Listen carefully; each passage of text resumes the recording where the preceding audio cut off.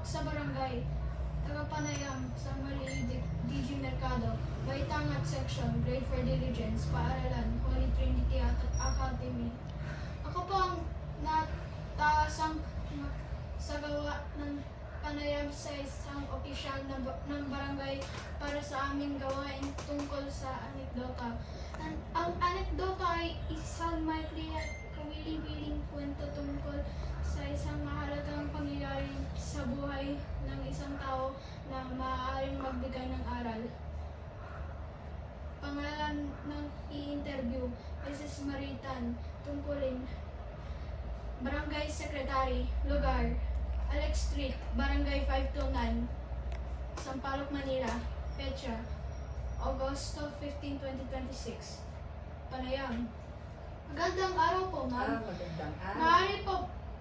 Maaari ko po ba kayong tanungin tungkol sa pagkikilahok sa ating barangay? Oo naman. Ano po ang mga paraan para makilahok ang mga mamamayan sa barangay? Eto, ang paraan nito. Eto ang paraan, syempre, nakakatulong ang barangay sa paglilinis. Ano bang ginagawa namin? May mga activity kami para matulungan yung mga residente. Pag may kailangan sila, dito lang sila pupunta sa barangay. Madali naman tawagin, maraming mga kagawad, tsaka si chairman. Isang tawag lang o isang chat pag may problema sa kapitbahay o sa mga maduduming kapaligiran, pwede naman namin masolusyonan. Bakit po mahalaga ang pakikilahok ng mga mamamayan? Kasi mahalaga para maging maayos ang barangay natin. Kailangan magtutulungan ang barangay, yung mga residente, para sa isang maganda at maayos na komunidad. Paano po makatutulong ang mga kabataan sa barangay?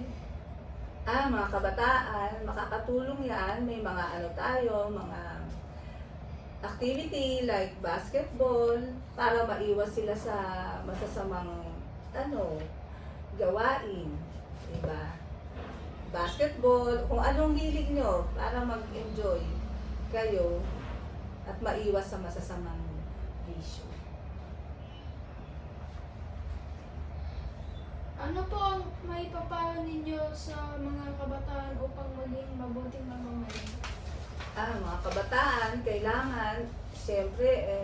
kailangan susunod sa magulang at pinaka-importante, magtapos ng pag-aaral, maging gayon. Kailangan susunod muna kayo sa magulang, yung mga ganyang bata pa, para lumaki kayong maayos. Maraming salamat po sa inyong oras at sa pagbabahagi ng inyong kaalaman. Thank you rin. At